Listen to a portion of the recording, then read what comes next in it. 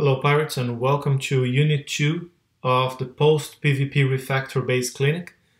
This unit focuses on explosive turrets, Tier 7 explosive turrets.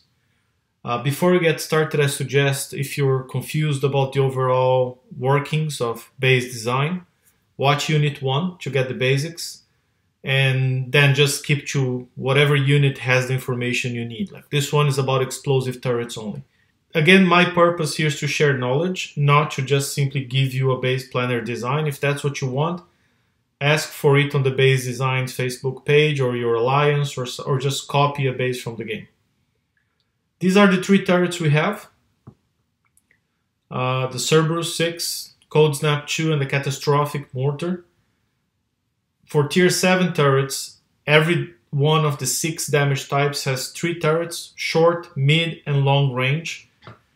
And they have very different, usually the short range one does the most damage, makes sense. And then it goes down a little bit on the mid range and it goes down further on the long range. You see the reload time here, how many salvos they fire. And for the explosive turrets, none of them are accuracy based, meaning having evade on your Conqueror ships won't matter. What matters is having deflection and having splash damage reduction. These are the 2 defense statistics on your attacking ships that will help you counter explosive turrets. Some of them have a special ability like the COLDSNAP. It disables some enemy auras unless they're COLDSNAP immune. And both the COLDSNAP and the CAT Mortar, they will do a damage over time, radioactive, for a few seconds. For the explosive turrets, these are the main specials you should look at. Number 1, Fuel Tank 01X.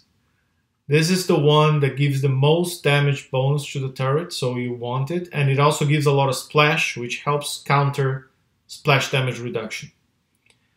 Zinithium Shells is the second best option there because it's going to give you not as much extra damage, but gives you more projectile speed if that matters. If you want to counter fast moving enemies, maybe that's the best option, but I would favor Fuel Tank 01X. You can only pick one of these 2. I'd favor the one on the left. For the second special slot, again, pick one of these 2 or pick none of them. But for explosive turrets, Eruption Pyre or Fire Support Platform X, they will reduce damage. So if the main purpose of the turret is to do damage, say like the CERBERUS 6, I would never pick one of these specials. But if it's a tactical turret such as the COLDSNAP and you want it firing often, you might want to give up on some damage to get a lot of reload and some splash and some projectile speed. So these 2 are the kind of specials I'd only use on my COLDSNAP. I'm not going to use them on the Mortar or the CERBERUS rocket. And the third set of explosive specials, and again you can only pick one of them, is Frontline Platform XM. This one will give you some reload and deflection, penetrative deflection.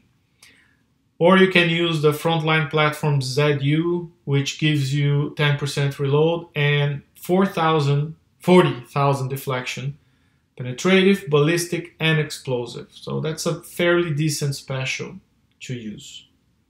So personally, I tend to favor Fuel Tank 01X and Frontline Platform ZU.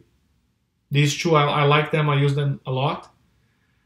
The only turret I use one of these 2 is the COLDSNAP. For the other guys, I tend to pick something else.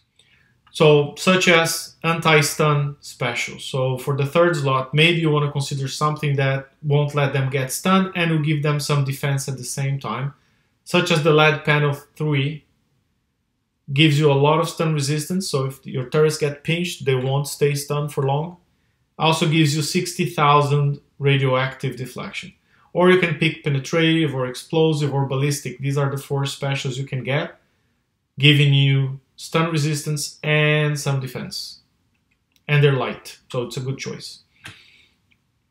Some other special, like non-explosive specials that you also can use is anything increasing splash, anything reducing spread. Like a good choice is usually the sulfide deployer because it gives extra 80% splash, so I like that one. For the mortar, the CAT mortar, it has a secondary damage, radioactive, so I like specials that increase radioactive damage on that one. Doesn't make much of a difference, a small amount, but you never know. On the bubble pad, of course, if you want to put your turrets up front to help your base bubble during a prep, don't add anything that adds deflection, and don't add any armor, just leave them basic. In the island though, if you want your turret to last a long time, use those specials adding any deflection that you need at the moment. Like right now, a lot of people are using breacher dreadnoughts with cannons, so you probably want to focus on ballistic. Or if they're using breacher with scatter guns, you want to focus on corrosive. So a lot of my examples in the next slides will be using ballistic and corrosive deflection. In 2 months, it may be penetrative. Then you got to change everything around for penetrative deflection. 2 tactical auras you want to have, wherever you put your explosive turrets. You want to have fire support because it's going to give them 10% extra damage. And if you put in the right buildings, outpost or warehouse, it's going to give you reload. The other special you want to have is fuel air munition 2. Again, 15% damage, and it will stack with the 10% from fire support. So 25 total. Or a bit more because it's multiplicative, but that's besides the point at this moment.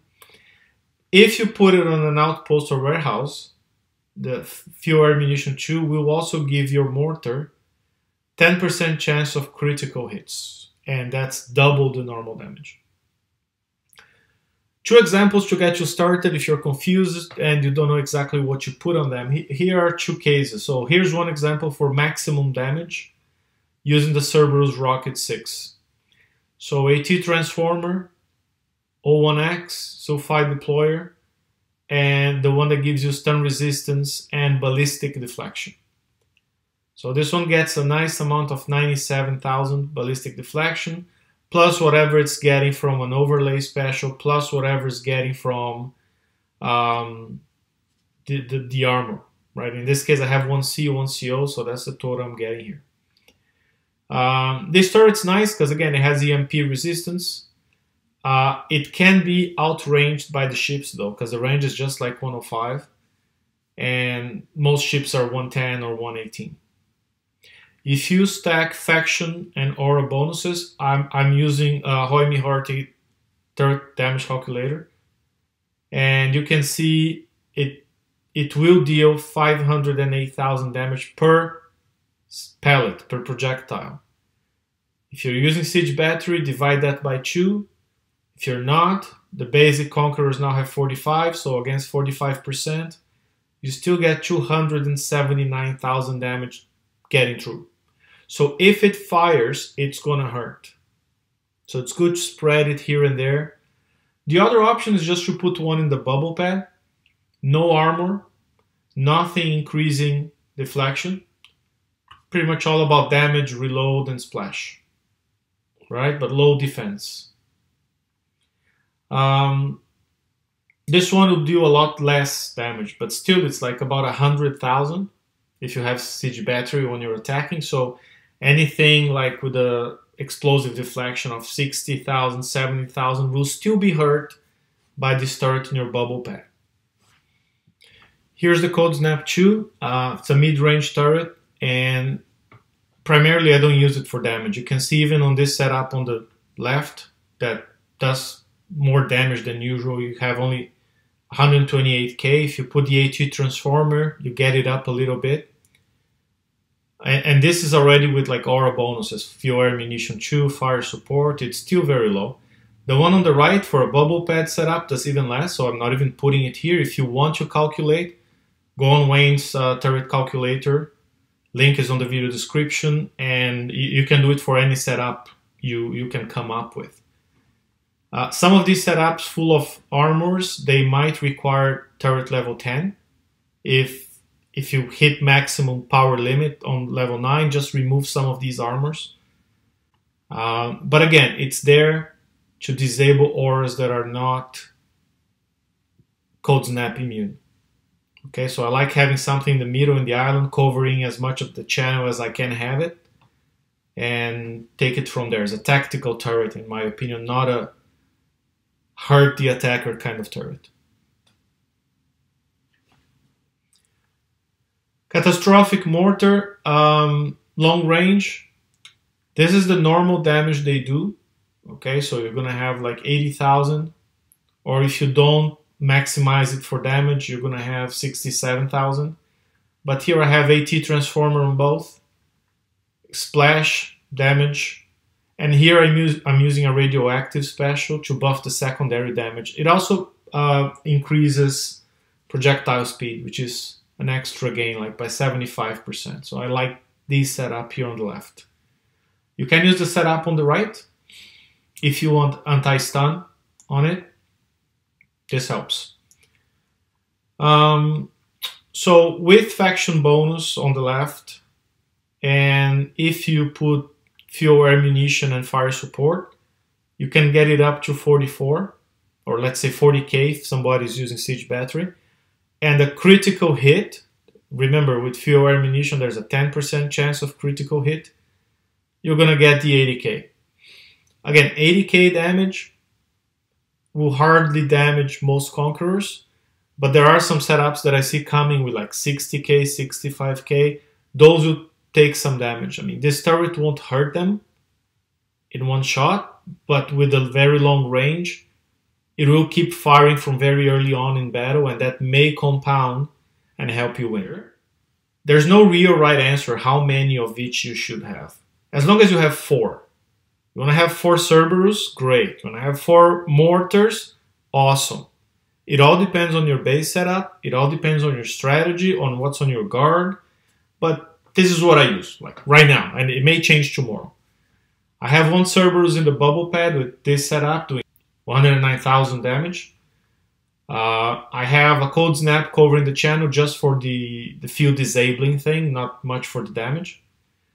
I have a CERBERUS tucked in the middle of my channel there, so inexperienced or any drivers who are feeling a little bit rushed may rush into it, and if they do, this is gonna hurt. And then I have a cat mortar, just covering as much as I can, and you know, whenever it hits a critical, 80-something thousand, 80,000, it hurts. It doesn't hurt all ships, but for instance, a witch doctor, typical witch doctor would have something around 61k deflection. Every critical hit from the mortar will take some health. Hell, I mean, even hits from that COLDSNAP will take some health. Maybe, just a little bit. But if they walk into the CERBERUS, they'll get hurt. Onslaughts are immune to most everything here, except if they walk into a CERBERUS. And the new Breacher with the most common setups. By the way, these numbers are with some combination of armor. It's also immune to most, but not all of it. So, again, the turrets, they all work together. There's no single turret doing a magic kill of your host. And that was it. I hope that was helpful on explosive turrets. Again, try to keep it short. Look forward to the ballistic turrets coming up next. And if you missed Unit 1, take a look. It's about 13-14 minutes long. Take care, everyone. See you next time.